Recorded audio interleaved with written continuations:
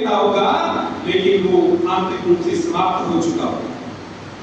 इसलिए अगर राष्ट्र है, इसका मतलब उसकी संस्कृति, उसकी चेतना है, उसका गौरवशाली इतिहास है। अगर उसकी इतिहास की एकता है, इतिहास है, उसकी संस्कृति है,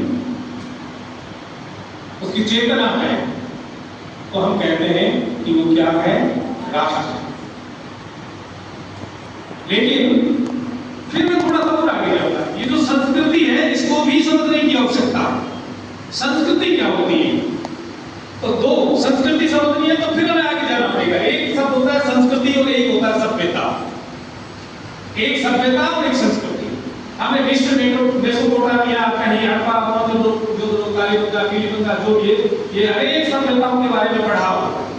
लेकिन सभ्यता, मैं इसको सरल भाषा में कहूं तो सभ्यता वो होती है जो मनुष्य अपनी आवश्यकताओं की पूर्ति के लिए कोई काम करता है, वो सभ्यता में आएगा। रोटी कपड़ा मकान हो सकता है, वो सारा उसका रहन सहन जो भी वो सारा किसमें आएगा, वो सभ्यता में आएगा।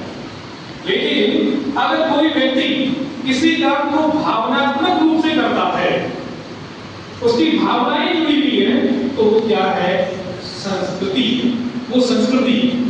अगर आप कन्याकुमारी के मंदिर के अंदर वहां पुजारी आपको चरणामृत देता है, और वो चरणामृत देता है, तो वो चरणामृत आप इसलिए नहीं पीते कि आप शरीर की प्यास बुझाना चाहते हैं, शरीर की आवश्यकताओं की पूर्ति के लिए ग्रहण नहीं करते, वो हम भावनात्मक रूप से ग्रहण करते हैं।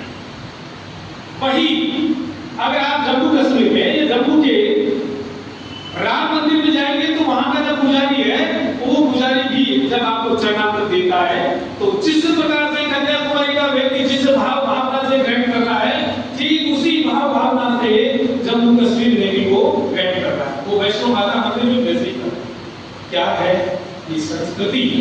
और इसीलिए कहते हैं संस्कृति जिसकी एक चिरंतन। तो संस्कृति क्या है, एक है, इसलिए ये राष्ट्र क्या है, एक।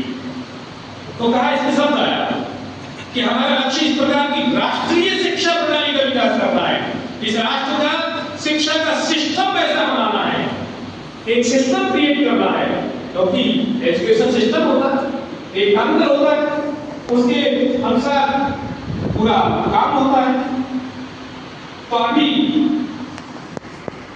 शिक्षा की दृष्टि से अनेक पॉलिसियां बनी, अनेक प्रकार के आयोग बने, लेकिन अभी 2020 में एक नीति आई, जिसका कहते हैं राष्ट्रीय शिक्षा नीति 2020 एनईपी 2020।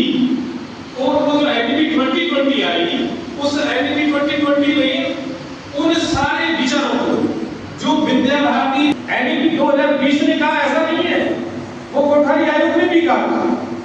कोठारी आयोग ने भी कहा था कि भारत की शिक्षा का जो गुरुत्व केंद्र है वो भारत में नहीं है, वो यूरोप में है।